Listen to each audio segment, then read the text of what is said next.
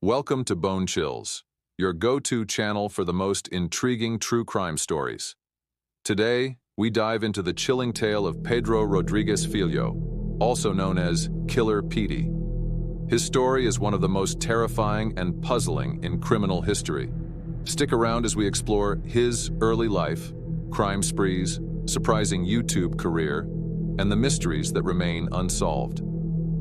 Pedro Rodrigues Filho was born on June 17, 1954, in Minas Gerais, Brazil.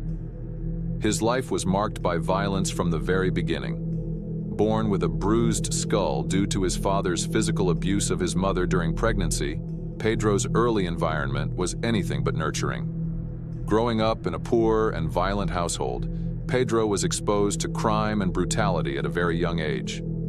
His father, a violent alcoholic, frequently beat his mother. This violent upbringing deeply influenced Pedro's perception of the world. At school, Pedro was bullied for his impoverished background. This added another layer of anger and resentment in young Pedro. At home, he witnessed his father's brutality daily, learning to associate power with violence. By the age of 13, Pedro had committed his first murder. He killed the local vice mayor with a shotgun, suspecting him of firing his father, who was accused of stealing food from the school where he worked. This act of violence was a turning point in Pedro's life, setting him on a path of crime and retribution. After killing the vice mayor, Pedro's next target was a cousin who had bullied him. He was 14 years old when a distant cousin punched him after Pedro had taken his horse for a ride without permission. Still dizzy after the punch, Pedro swore vengeance. He looked his cousin in the eye and said, "I'm going to kill you." 2 days later, the cousins were left alone to grind sugarcane for his grandfather's distillery. Pedro bided his time while he was scraping cane, and when the opportunity presented itself, pushed his cousin into the cane press. The problem was that the teen's body didn't go all the way in. His cousin was left with his arm stuck inside the machine and did not have the strength to pull himself out. The villagers informed police, and since the boy was only 14 years old, they only kept him in custody for 4 hours. Their town was a remote place, and accidents happened. Deaths were hardly ever investigated. And in this case, most people believed that it had all been a terrible accident. Pedro's grandfather simply signed a piece of paper saying that he would supervise him, and the matter was settled. Unfortunately, Pedro had tasted first blood, and with no consequence, his life of crime began. This murder reinforced Pedro's belief that violence was the only effective solution to problems. His early crimes were characterized by a cold, calculated approach, even at such a young age. These formative experiences molded Pedro into a relentless killer, driven by a skewed sense of justice. After this initial murder, Pedro fled to São Paulo. Here, his crime spree escalated. He began targeting local criminals, killing drug dealers and gang members with a brutal efficiency that earned him a reputation. He would often torture his victims before killing them, claiming he was ridding society of its worst elements. By the time he was captured, he had murdered over 70 people, although he claimed the number was closer to 100. Pedro's actions were fueled by a twisted sense of justice. He believed that by eliminating other criminals, he was doing a public service. However, his methods were incredibly violent and brutal. He often used torture to extract information from his victims before killing them. This period of his life cemented his reputation as one of Brazil's most notorious killers. His crimes were not random. Each victim was chosen for a reason, often linked to drug trade, theft, or personal betrayal. He would stalk his targets, learn their routines, and then strike when they least expected it.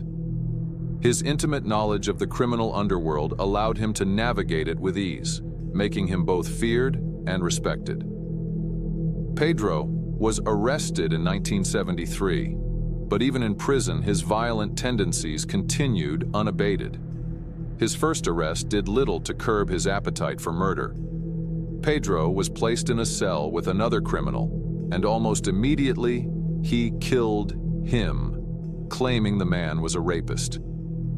This act set the tone for his time in prison. Pedro saw himself as the arbiter of justice, eliminating those he deemed unworthy of life. Pedro's methods were brutal. Despite being behind bars, Pedro's body count continued to rise. His ability to kill even while incarcerated made him a notorious figure. The authorities struggled to contain him, and his reputation only grew as stories of his prison killings spread. His violent streak continued as he targeted other inmates, earning himself the nickname the Punisher among the prison population. Pedro's actions led to an extended prison sentence, totaling over 400 years. In a surprising twist, after his release in 2007, Pedro started a YouTube channel. Using the platform, he shared stories of his crimes and life in prison, gaining a significant following.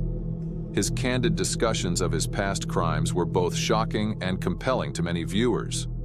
While some were appalled by his openness, others were drawn to his charismatic storytelling. Pedro's YouTube career showcased the bizarre intersection of crime and social media. Pedro's channel quickly gained popularity. His detailed recounting of his crimes, prison experiences, and twisted sense of justice fascinated viewers. He became a morbid curiosity for many, a living legend of Brazil's criminal underworld. His YouTube presence blurred the lines between infamy and entertainment, raising ethical questions about the platforming of convicted criminals. Pedro's YouTube career was not without controversy. Many questioned the ethics of giving a convicted murderer a platform to share his story. Despite the backlash, Pedro continued to upload videos, gaining thousands of subscribers. His charismatic delivery and the gruesome details of his past kept viewers hooked, creating a new chapter in his already notorious life. Pedro's freedom was short-lived. In 2011, he was arrested again for his involvement in riots and for threatening a former girlfriend. This led to another prison sentence, and he remains incarcerated to this day. Despite his continued imprisonment, Pedro's story didn't end there. He became a figure of fascination and fear, embodying the complexities of justice and morality. Pedro's second arrest came as no surprise to many who followed his story. His inability to stay away from violence and threats reaffirmed his dangerous nature. The courts imposed another lengthy sentence, ensuring that Pedro would spend the rest of his life behind bars. Despite this, his story continues to captivate and horrify those who learn about it. Even after his second incarceration, Pedro's story remained in the public eye. Media coverage of his new crimes and subsequent trial kept him relevant, and his YouTube videos continued to be discussed and analyzed. Pedro's life had become a cautionary tale about the enduring nature of violence and the difficulty of rehabilitation for the most hardened criminals. While many of Pedro's crimes are well documented, numerous questions remain unanswered.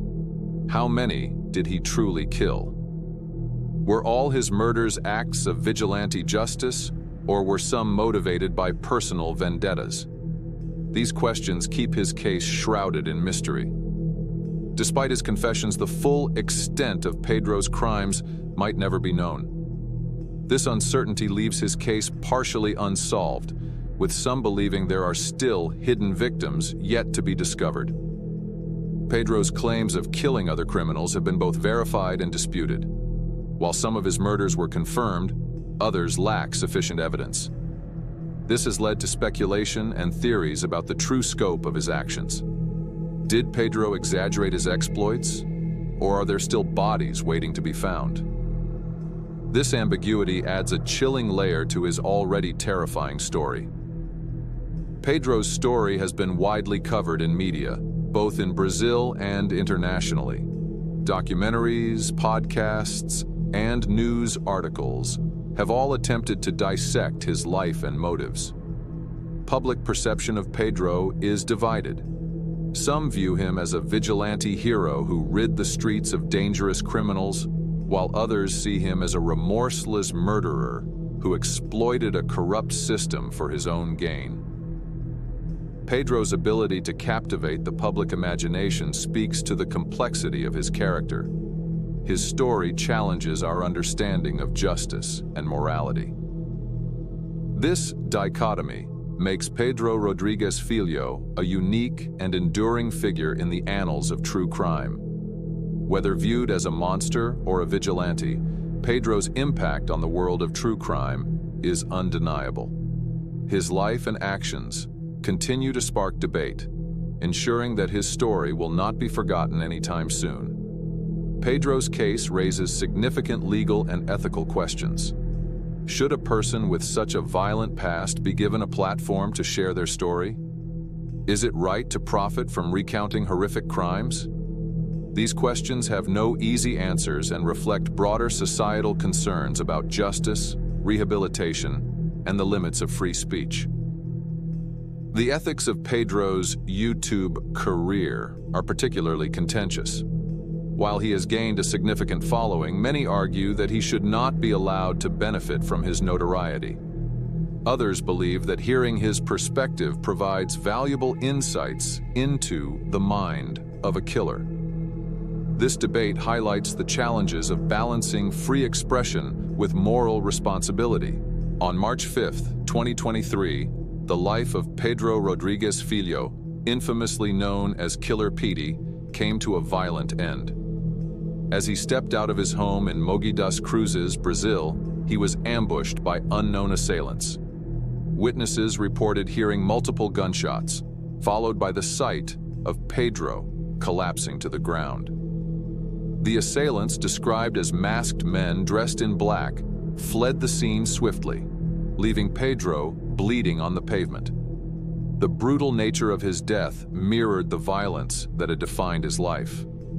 Authorities launched an investigation, but the killer's identities and motives remain unknown. Pedro's death closed the final chapter on a life steeped in bloodshed and controversy. The unresolved questions surrounding his murder add another layer to the dark legend of Killer Petey, ensuring that his story will haunt those who seek to understand the depths of human violence. Pedro Rodrigues Filho's life is a chilling reminder of the depths of human violence and the complexities of justice. From his brutal upbringing to his reign of terror and subsequent YouTube career, Pedro's story is both horrifying and fascinating. His case remains unsolved, with many questions left unanswered. As we reflect on his life, we are reminded of the urgent need for justice and the profound impact of violent crime on families and communities. We honor the memories of his victims and continue to seek justice for all. Thank you for watching Bone Chills. Don't forget to like, subscribe, and hit the bell icon for more true crime stories.